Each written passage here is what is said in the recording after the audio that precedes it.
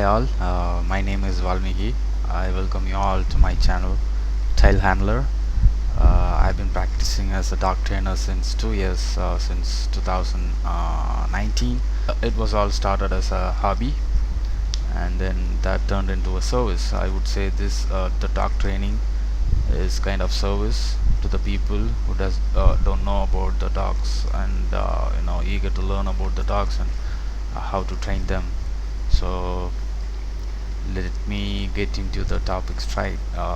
Today in this session I'm going to tell you about the dogs training and some training tips before getting into the actual work, and then the types of dog training involved. So let's go into it. So if you are searching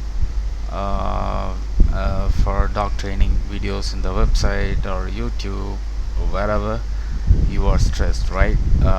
You are going through a stress how to train the dogs, which is not obeying your commands and which is not having a right behavior at right time. So dogs are meant to be humans' best friends, but unfortunately the bad owners make it more complex in their behaviors. So I would say there are no bad dogs in the world, there are only bad owners. So it is 100% owner's responsibility to raise a dog with a good behavior. So you are at the right place. I will give you some tips and the knowledge. I will spread the knowledge on how to train the dogs. So thousands years ago, dogs are all wild animals. There was a purpose to humans to make it, habituate them to be their best companion. Uh, the dogs were actually, called into humans' life to do some works, that is to accompany, to help the owners or leaders to do some works. So basically dogs won't listen to their owners but their leaders. So I would reckon all you to be the leaders of your dog instead of being an owner. So try to be a leader instead of owner. That gives more power to you, and that's what gives more confidence to your dog. They will easily learn and they will obey, they will start to obey your commands and everything. So I will give you some training tips before going into types of dog training. So the number one tip is how to choose a treat. You have to choose a treat which is small, just to taste, not to fill their stomach. So for example, kibbles, cheese pieces, broken biscuits, etc. If your dogs are food drive, have intention to eat all the times, or it is showing some intention every time if you feed them, so that is a dog you can easily train them. Whatever you want to do or you want them to do, it will do, if your dogs are food driven. So feeding them when it does some right is the best way to tell them it did it right. Okay, so there is a myth that if you train a dog with with food, it won't listen without food in the future. That is actually a myth. That is not a fact at all. So that is how you teach them the dogs. It is like how you teach them the teach kids. If they are misbehaving, or if you want them to do something, you will treat, or you will give some motivation to them to do. Eventually in later ages that they will start doing by themselves, and when you ask them to do, they will do it by themselves. They don't need any treats. That's how it has to be for dogs as well. So eventually they will also be your back. They will listen to you without food, without treat, they will keen to do whatever the commands you ask them to do. So don't take it in your mind that dog will not obey without treats. If you train them with treats is the most efficient way to treat your dogs to do something in the starting stages. That helps you, in lot of ways to train your dogs. The second one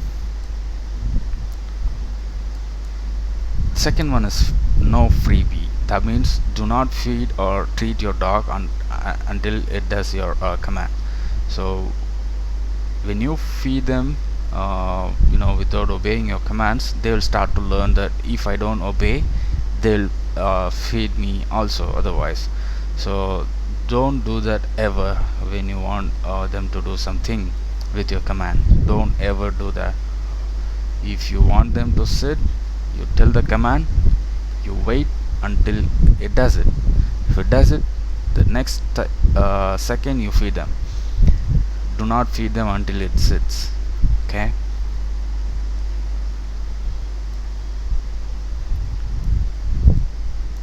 Third one is to be a leader. As I said earlier, you have to be a leader instead of an owner, because dogs always believes their leaders more than the owners.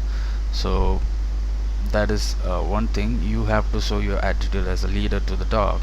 And the next one is training period.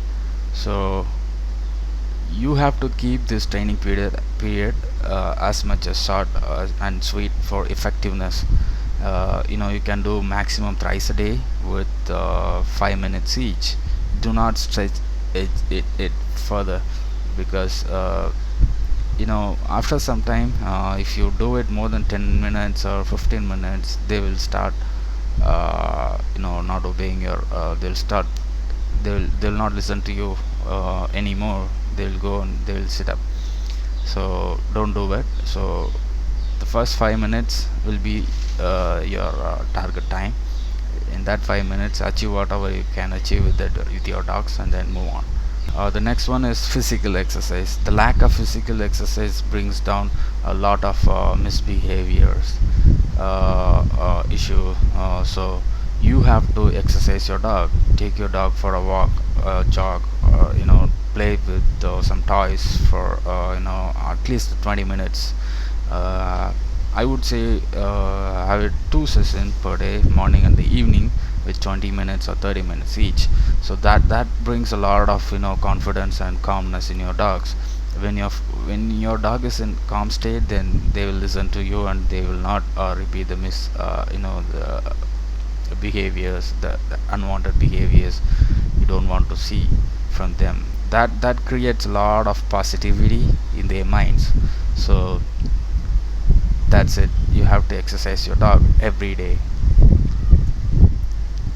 These are all the tips, and let's move on to the types of training. The first foremost training would be obedience training. This is like teaching the dog how to obey the basic commands like sit, stay, and stand. You may have to encounter an unpleasant situation with your dogs. So in that situation, this commands or this kind of training will help your dogs to avoid the situation. So the next training would be behavioral training. That is like behavioral modification training. So the lot of dogs, before going to the obedience training, we have to correct the behaviors, the unwanted behaviors. We have to rectify it from the dogs, because that leads to like some misbehaving dogs to an extension. We have to correct it. So some known issues are like excessive barking, digging, animal aggression, human aggression, leash aggression, and much more. There are a lot of behavior issues in the dog. We have to address it one by one, and we have to rectify it.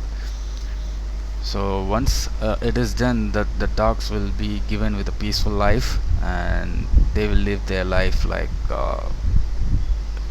more than anything else with their family members. This also reduces the mental health, mental disability. and that gives the confidence to the dog as well as to their leaders.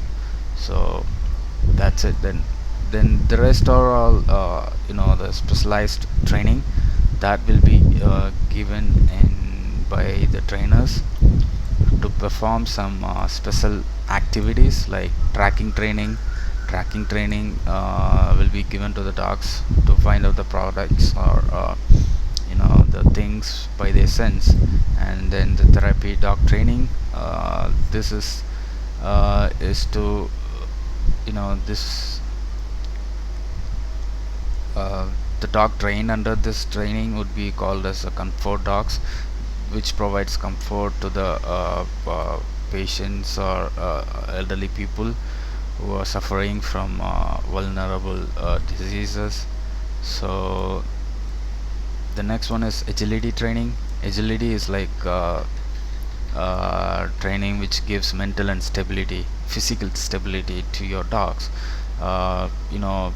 This is like a combination of some physical activities such as obstacles, running through tunnels, hurdles, and jumping. So when your dog is trained with this agility training, if it goes completely perfect, then that increases your dog's mental stability as well. Then the service training. Service dogs are trained to perform some legal activities. Special dog training is given to the dogs to help people with disabilities.